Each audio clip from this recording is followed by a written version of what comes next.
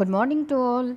आज हम गोलमेज सम्मेलन के बारे में जानकारी लेंगे। देखिए, इतिहास में जब हम देखते हैं कि कुछ कांड आते हैं, कुछ सम्मेलन आते हैं जिनके कंसेप्ट क्लियर होना बहुत ज़रूरी है, तो हम स्टार्ट करेंगे गोलमेज सम्मेलन। आज का हमारा विषय है गोलमेज सम्मेलन 1930 से 32 के मध्य हुआ था, अर्थात 30, 31 और 32।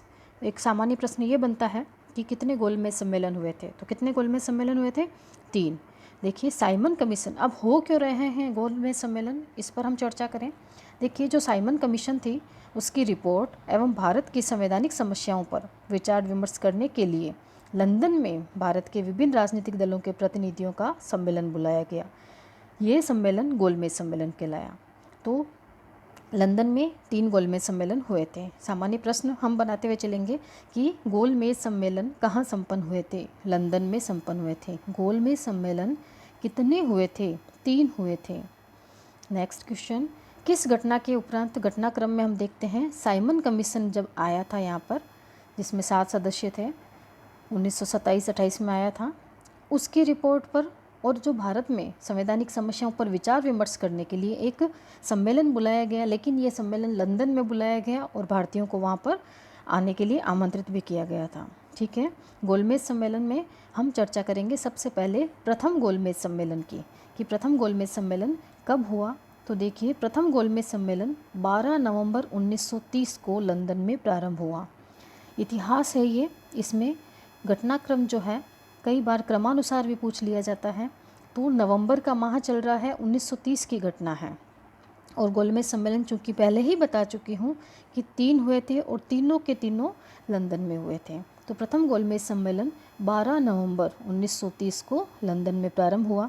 इसमें भारत के राजनीतिक दलों, देसी रियासतों के प्रतिनिधि एवं ब्रिटिश सरकार के प्रतिनिधियों ने भाग लिया था।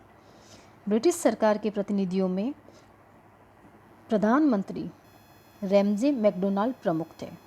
भारत के प्रतिनिधियों में हम बात करें तो देखिए, तेज बहादुर सप्रू, M.R. जयकर, C.Y.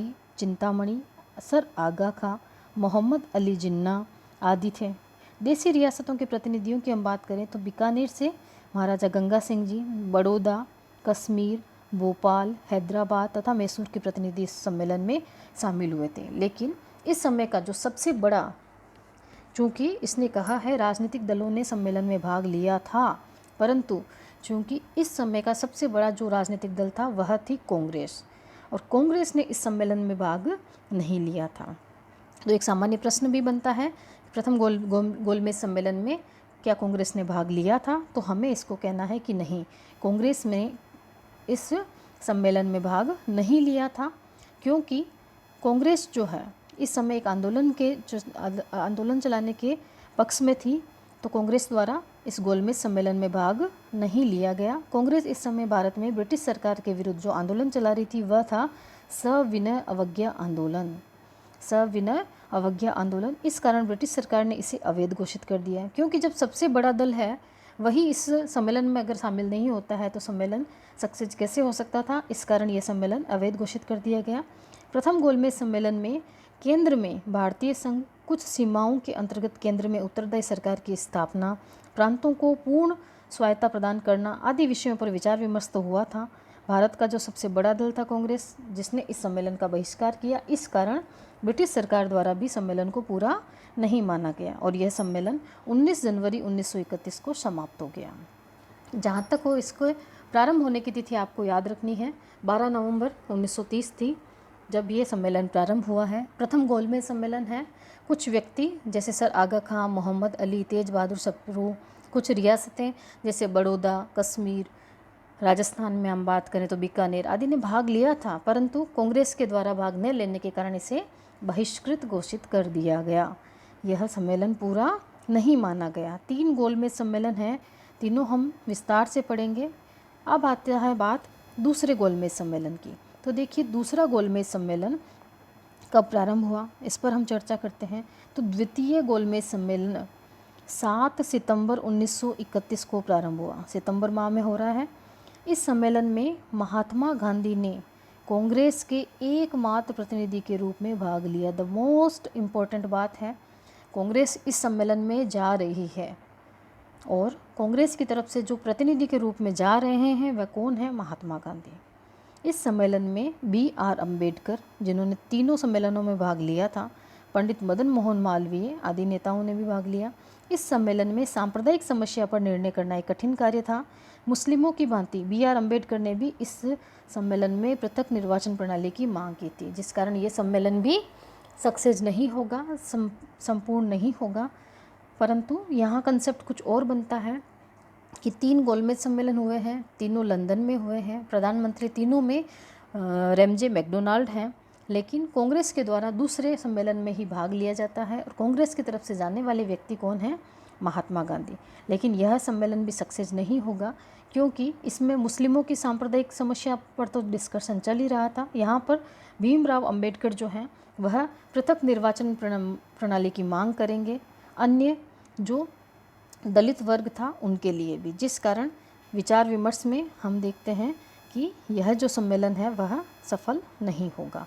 अब कारण क्या है? कारण स्वयं भारत के व्यक्ति ही हैं।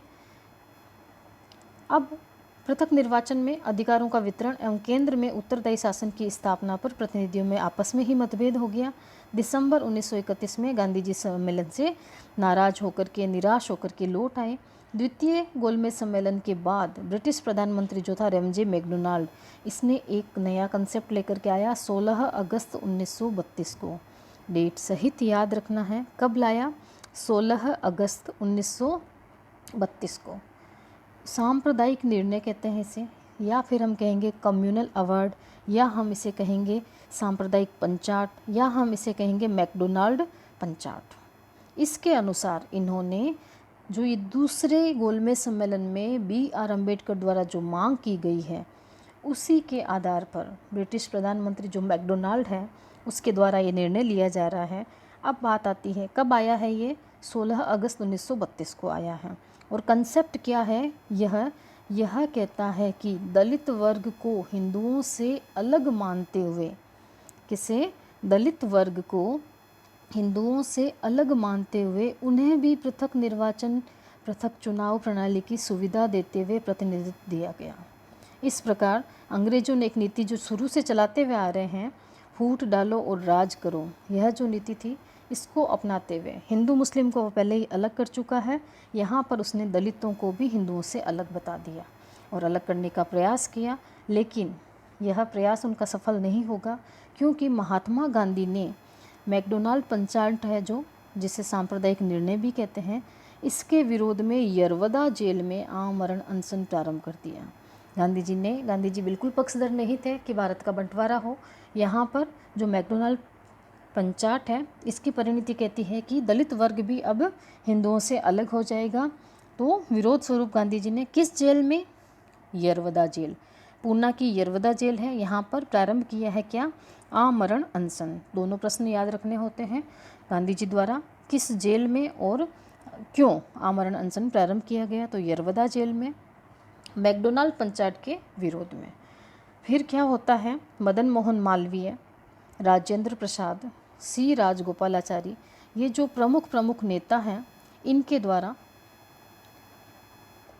भीमराव अंबेडकर तथा महात्मा गांधी दोनों में आपस में समझौता करवाया जाएगा।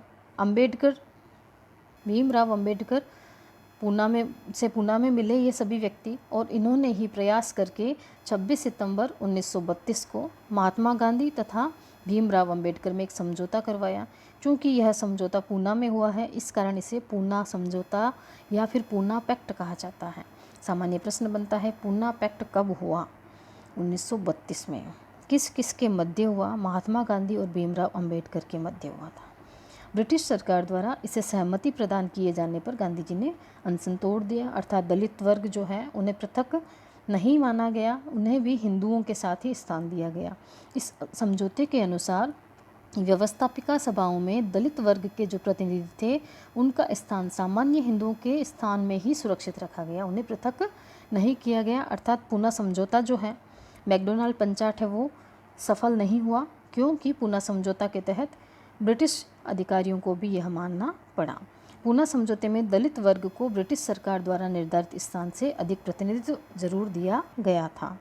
यह 2 गोलमेज सम्मेलन हैं, प्रथम गोलमेज सम्मेलन की हमने घटना की।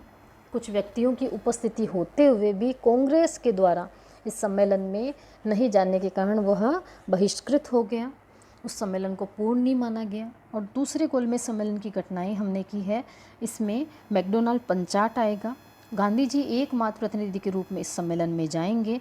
और तीसरी हमने घटना देखी कि गांधी जी के द्वारा जब आमरण अनशन किया गया तो भीमराव अंबेडकर तथा गांधी जी के मध्य पूना समझौता हुआ।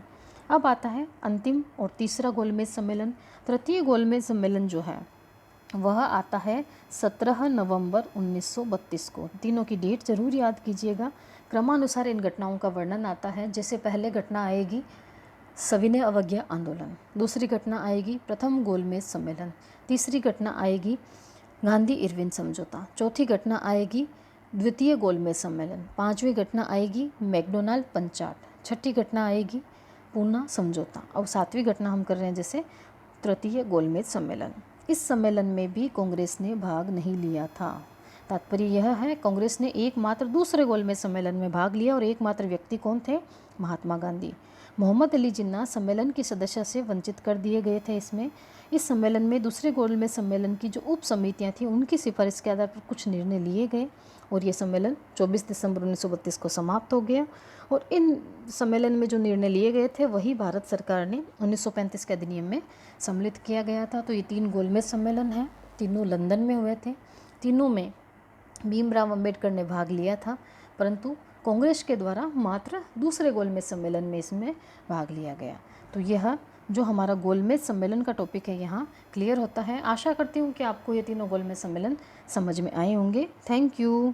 चैनल को लाइक, शेयर एंड सब्सक्राइब करना ना भूलें।